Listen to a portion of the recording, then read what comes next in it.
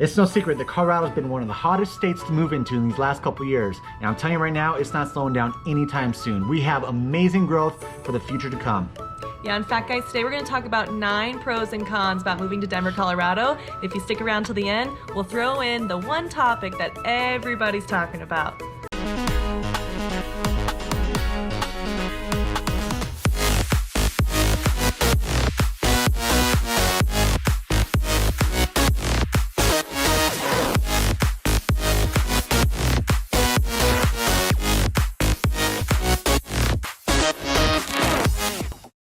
Hey guys, welcome back. We've got Pete and Chelsea Sweeney here, your Colorado real estate family. We're happy to be able to share 9 pros and cons about living in the Denver northern metro area. And if you stick around, we've got a 10th bonus one that everyone's talking about in regards to Colorado.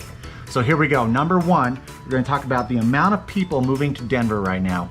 It is crazy the amount of growth that we've seen here in these last couple years. I'm a 5th generation native, and it just blows my mind. When I was a kid, all the area that was open space and such, it's now developed. So the amount of people that are moving here, it's insane. We have a huge influx of all kinds of different states and such. So ton of new restaurants that are happening, which has been awesome for us, being able to experience different foods, different type of cultures and such. A ton of businesses. We literally have an Amazon distribution center just down the street from our house right now. We got Topgolf, IKEA. With all that, it's the constant growth of people moving into the Denver metro area. The thing about Colorado is we've always kind of been a smaller state, right? So Denver wasn't always the biggest in regards to the cities, but now I think it's ranked in the top 20, I believe, as far as cities in the United States. But we just have a ton of room to grow. And Denver metro area is constantly expanding outward. So you have all these different suburban areas that are constantly growing, a ton of new development, and with all the different transportation, which we will talk about later, it's easy to get back into downtown Denver with little to no time at all. What do you got? Yeah, I mean, the big thing here, guys, is with Peter being a 5th generation native, like that's almost unheard of anymore. So when you're going out and you're experiencing here in Denver, he says he's a native, everyone's like, what, you're a 5th generation native? So it's super rare. I mean, people come to Colorado all the time, even just for visiting. Now people are moving here. So, you know, for instance, I just joined a mom's group the other day, and there was one mom group that was, or one mom in there that was actually from Colorado. The rest were like, I just moved here from here, I just moved here from there. So, you know, people are so used to having people come and visit here that when you do come here, people are always saying that, you know, Colorado people are so nice, and that's because we're used to people coming and visiting. Now people are moving here. So it's not uncommon for you to be talking with people or getting together with people, and like most of the people that are here now are not actually from here. So you'll still have some of those small towns where there's a lot of natives and stuff, but we're just used to that. So it's a really nice culture to be coming into, and people love that about Colorado. So with the amount of people moving in Denver, I know another big thing is the cost of living. That is our number 2 that we're going to talk about. The cost of living in Denver, Colorado. Yes, it has gone up quite a bit, but here's the thing. It's because of the amount of growth that we are having. Denver has always been so much cheaper than all these other cities. So when you have people coming in from LA, from New York, from Chicago, they come here and they see how much lower the prices are as far as the real estate market goes, and we're still a little bit lower, even though we've seen so much growth. The median house value in the Denver metro area is right around $480,000.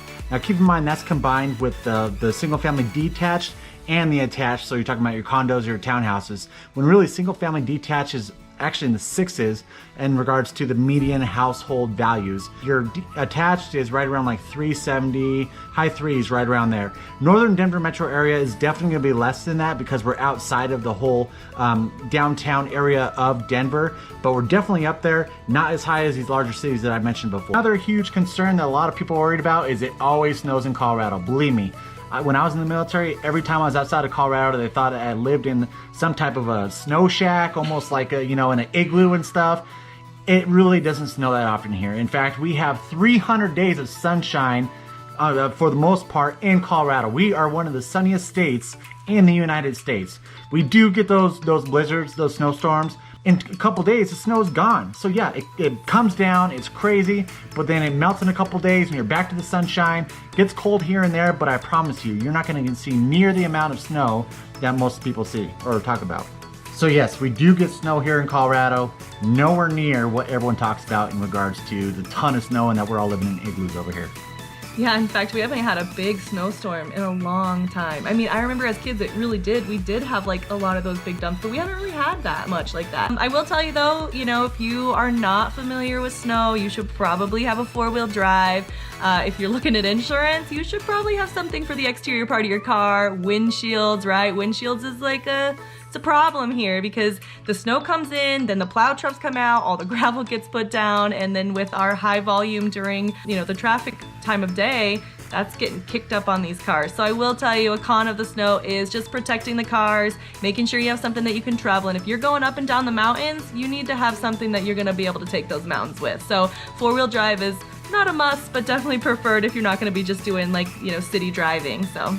Yeah, it was crazy. I remember when I was a kid, it was, snow days only happen if the principal, who happened to have a huge monster truck, so they say, if he got out of the driveway, and of course it never happened when I was a kid, where now these days, it seems like kids, you get a tiny bit of snow like this, they're out of school, and I'm like, what the heck happened when I was I was shoving my way to school, so. Yeah, that's definitely a con too, is that there are more snow days here than we ever have seen before, and I don't know if it's just because a lot of people are traveling down for maybe the mountains for schooling. I'm not really sure where that all comes from, but we have seen a lot of parents say that, oh my gosh, another snow day, and we're like, what do you mean a snow day? So that is definitely something that's changed. All right, guys, we're gonna hop on to number 4, which is our mountains. Colorado is known for its mountains. Even before Denver became popular a place to move to, everyone always wanted to go to the mountains. We had all the different ski resorts and such. During the summertime, you got all the hiking and everything. Yes, we have those mountains. We have a ton to do. It's one of the number one reasons people come to the state of Colorado, and Denverites are always in the mountains. Yeah, and I mean, so many people come to our ski resorts. We have about 32 ski resorts, and some of the biggest ski resorts are here in our Rocky Mountains. So the other thing too, guys, is all the little ski towns, especially for families, a big pro is that they have all kinds of family-friendly things to do.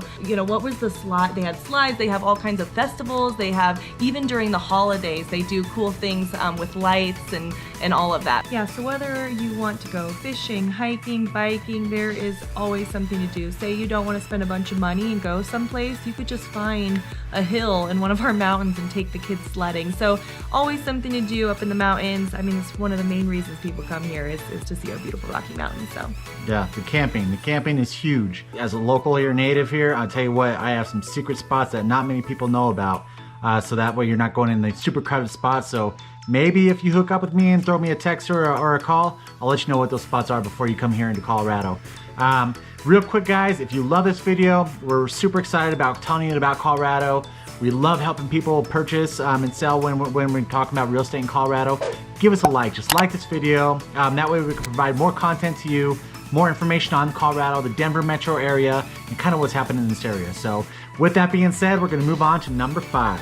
Number 5 is public transportation. This is really big in Colorado right now because we have a light rail system that's going on from the hub being in Denver all the way up to like an hour north in Longmont, Colorado. It's huge because of the commute right now with I-25. It's a little hectic. Traffic kind of, backs up and such, but with that light rail station getting spread out more and more further north, even out to Boulder, that's going to be huge for everyone commuting to downtown Denver in regards to jobs, going down there for the weekend life, whatever it might be. Yeah, I mean, there isn't even just the big events that are held in Denver. You don't see as many people driving down anymore. With being able to have public transportation from pretty much all around the surrounding suburbs, people are just able to jump on, get downtown, less traffic, it's safer. So people really like the accessibility of that. Yeah, I know that we purchased our house where we're at currently because right down the road we have a light rail station that'll come, in a couple years or whatever. That's the one con of this all is it is taking forever for the light rail station to happen, but it finally happened and it's finally moving north. We're finally getting our tax dollars worth so that we have that public transportation in place. So, and then of course we have the bus system as well too. We have bus stations all over the RTD. So while that light rail station is getting built in the northern Denver metro area, you could rely on those buses. So let's go on, move on to number 6, which is brewery snobs. I tell you what, Colorado is serious about their breweries, for sure. You go into the grocery store and they have a section that's dedicated strictly to local breweries in the Colorado area, and you got guys that come in and they only want their flavor, their juice that they love in the Colorado brewery area. Yeah, we actually have some of the new areas like low, high, or high, low. And it's funny, everyone always talks about how Denver, Colorado has their own lingo, and that is no joke. So, you'll come here and they'll be like, oh, check out low, high, check out the highlands and high, low. Those are all areas, but you could go on Living Social, especially like any of you people who like to get together with your friends or do something that you kind of get out and about. You can go on Living Social or Groupon and purchase like the brewery tours here, and they're just literally bouncing to and from all the different breweries in all one area. So really fun thing to do. Lots and lots of breweries every corner you turn around. But it's nice. It kind of gives that Colorado feel, right? Of that, kind of that local feel of everyone's just hanging out, having a good time. And that's something we definitely have here. Yeah, I know personally, like beer, not my thing, just kind of, I don't want to put the extra weight on or whatever it might be on my personal preference. But we had a buddy who lives in the Rhino District, another one of those areas that's known in Colorado. And he had a couple jugs, and he's going around filling them up for his party that he was having. And I just totally new experience to me. Like I said, the brewery area, I'm not too involved in or whatever, but if that's something that you look forward to, it's going to be huge in kind of filling up your weekends, just going out having an adult night, whatever it might be. So well, and they're getting smarter too.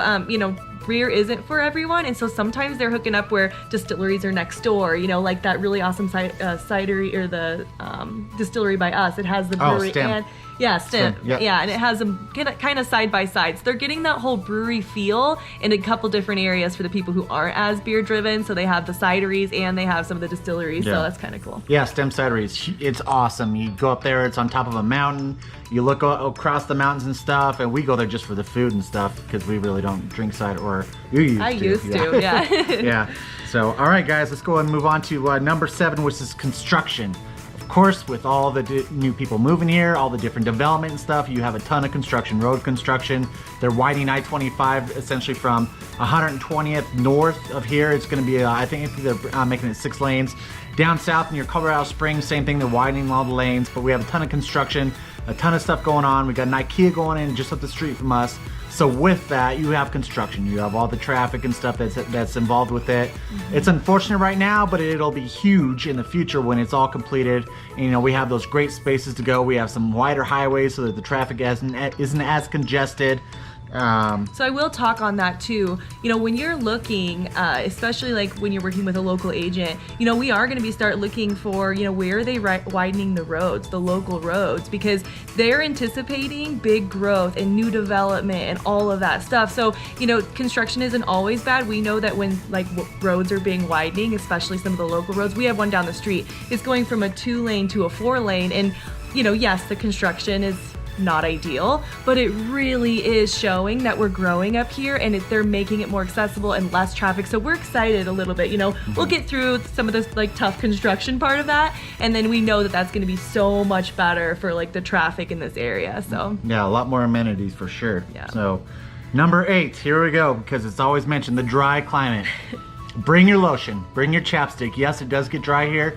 It is very dry. There's a part of it though, it's kind of refreshing. When we go on a trip to somewhere that's humid, Mexico, whatever it might be, flying back in, you will not have the freshest smelling air than more of a dry climate. You just don't have that kind of mildewy or that moist smell in Colorado. It's just real fresh. It's real crisp. With that, like I said, you're looking at probably some whole house humidifiers or something, so when you're sleeping, you're not waking up with dry skin. So definitely lather up, have the chapstick, and be ready to go. But I think there's definitely more pros in our dry climate than there is cons. Yeah, and I'm a redhead, right? So talk about dry climate. The sun is different. You just have to be prepared, right? Wear your sunscreen, wear your lotions. You'll see me licking my lips through these videos because I just can't get enough. But, it is beautiful. It's crisp. When it's cold, it's that beautiful crisp air. So yes, it's dry, but there is a little bit of a con or a pro to that, I think. Yeah, as we're talking about this, I'm thinking I just put some chapstick on. Probably looks like my lips are all shiny right now. So.